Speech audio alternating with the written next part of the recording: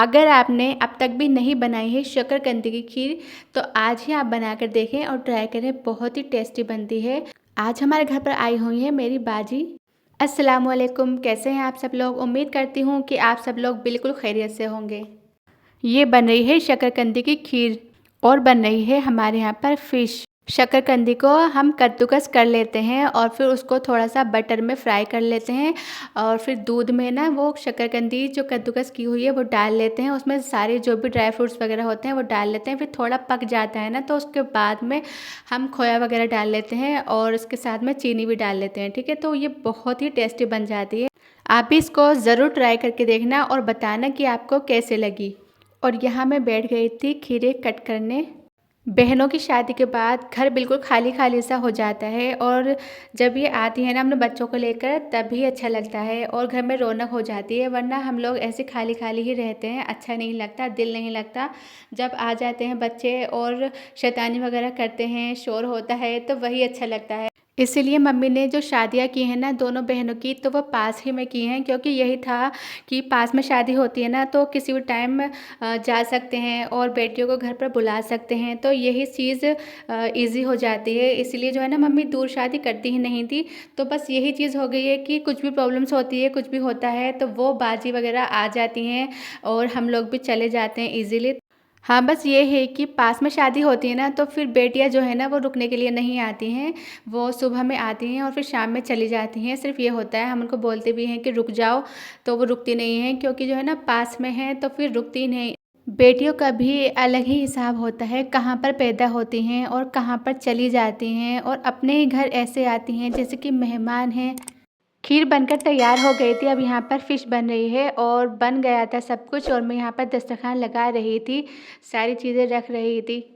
वैसे ना ये है कि मेहमानों के आने से घर में बरकत होती है और ये सही बात है कि जब भी मेहमान आते हैं, कोई भी आता है या मेरी सिस्टर्स आती हैं तो बहुत ज़्यादा अच्छा लगता है और अलग सी बरकत हो जाती है घर में। तो आपके घर में मेहमान आया करें ना तो आप घबराया नहीं करें और अच्छे से उनके लिए सब कुछ क्या करें। ये जो बैठा हुआ है ये मेरा भाई है, जो मेरे छोटे वाले भाई से बड़ा है और ये मेरे बाजी के हस्बैंड आ गए हैं और ये उनके बच्चे हैं।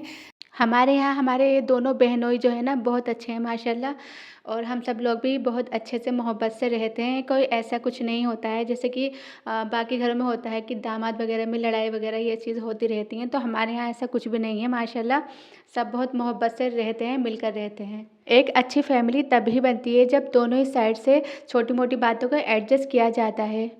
बाकी खाना वगैरह बहुत ही टेस्टी हो गया था और मैं यहाँ बैठ गई थी खीर खाने के लिए और खीर ना बहुत ही ज़्यादा टेस्टी बनी थी, बहुत अच्छी लग रही थी। आप भी ज़रूर ट्राई करना और आपको भी बहुत पसंद आएगी, ये खीर अच्छी लगती है। हमना कैसी लग रही है खीर? अच्छी अच्छी लग रही है, एकदम अच्छी। हाँ, बहुत यम्मी है। खाना वगैरह होने के बाद का ये जो काम होता है ना, ये किचन समेटना, बर्तन वगैरह धोकर रखना, ये सब चीज़ें थोड़ी सी भारी हो जाती हैं, लेकिन क्या है कि करना तो पड़ता ही है। वैसे कुछ घर की लेडीज़ ना बड़ी लेज़ी टाइप की होती हैं, उनको बड़ा मुश्किल लगता है घर के काम करने। उनके घरों पर जाओ ना तो घर ऐसा बिखरा हुआ पड़ा होता है, अजीब सा लगता है, ऐसा लगता है कि ऐसा सब कुछ फैला हुआ क्यों पड़ा है। पता ही नहीं उनको क्यों इतना मुश्किल लगते हैं घर के काम भी करने, और इसमें कुछ मुश्किल नहीं। घर को अच्छे से साफ़ सुथरा रखना और मैनेज करके रखना ये भी दिन का एक हिस्सा होता है, लेकिन अक्सर लेडीज़ को ये बात पता नहीं होती, बहुत गंदा घर रखती हैं। पता नहीं वो कैसे रह लेती हैं और इसमें कुछ मुश्किल नहीं होता है, घर के काम करते रहने चाहिए, इससे हमारी बॉडी फिट भी रहती है और घर भी अच्छा लगता है। और आजकल तो ये फैशन बना रखा है कि घर के काम करने इतने मुश्किल लगते हैं कि अपना फ़ैट बढ़ा लेती हैं और फ़ैट कम करने के लिए जिम वगैरह जॉइन कर लेती हैं, लेकिन उनको ये नहीं होता कि हम घर के काम कर लें, हम हाथ पैर चलाएंगे, एक्सरसाइज ऑलरेडी होने लग जाती है उससे, तो उनको ये नहीं होता है। बस उनको ये होता है कि हम जिम जॉइन कर लें, वहाँ हमारा फ़ैट रिड्यूस हो जाएगा। हमारे यहाँ तो हम तीनों ही सिस्टर्स अगर हमें कुछ हो भी जाता है, बीमार हो जाते हैं, तब भी हम काम वगैरह करते रहते हैं। हाँ, वो बात अलग है कि कुछ ज़्यादा ही ऐसा हो रहा है कि हमसे उठा भी नहीं जा रहा है, तब हम छोड़ते हैं, वरना हम इग्नोर कर देते हैं। और इससे देखिए इंसान सही रहते हैं और घर भी साफ़ रहता है, अच्छा लगता है। और ऐसा अच्छा नहीं लगता कि आप लेटी हुई हो और घर जो है ना इतना बेकार हुआ पड़ा है, और जिन भी घरों में गंदगी होती है या फिर गंदी स्मेल आ रही होती है वहाँ पर फरिश्ते नहीं आते हैं और और वहाँ से बरकतें ख़त्म हो जाती हैं। तो इन चीज़ों का भी ध्यान रखा करें। मैंने ऐसे भी घर देखे हैं कि जहाँ पर हम जाते हैं तो वहाँ पर ना इतनी ज़्यादा गंदगी होती है और वहाँ के जो बिस्तर वगैरह भी इतने गंदे हो रहे होते हैं कि वहाँ पर एक तो बैठने का भी दिल नहीं करता कि कहाँ पर बैठा जाए। फिर वो अगर चाय लेकर आ जाते हैं ना तो फिर ऐसा लगता है कि हम चाय कैसे पिएँ, क्योंकि वहाँ ना गंदगी बहुत ज़्यादा होती है, बहुत बैड स्मेल आ रही होती है। तो देखिए इन चीज़ों का भी ध्यान रखा करें। पता नहीं क्यों ऐसा घर रखते हैं, और अपने घर को अच्छे से मैनेज करके रखा करें। अच्छा लगता है जब घर अच्छे से तैयार होता है। घर भी एक ऐसी चीज़ होती है जैसे कि हम अपने आप को तैयार करके रखते हैं ना, वैसे घर को तैयार करके रखना चाहिए, अच्छे से रखना चाहिए। रात में सोने से पहले अपने किचन को समेट लिया करें और बर्तन वगैरह अच्छे से वॉश कर लिया करें।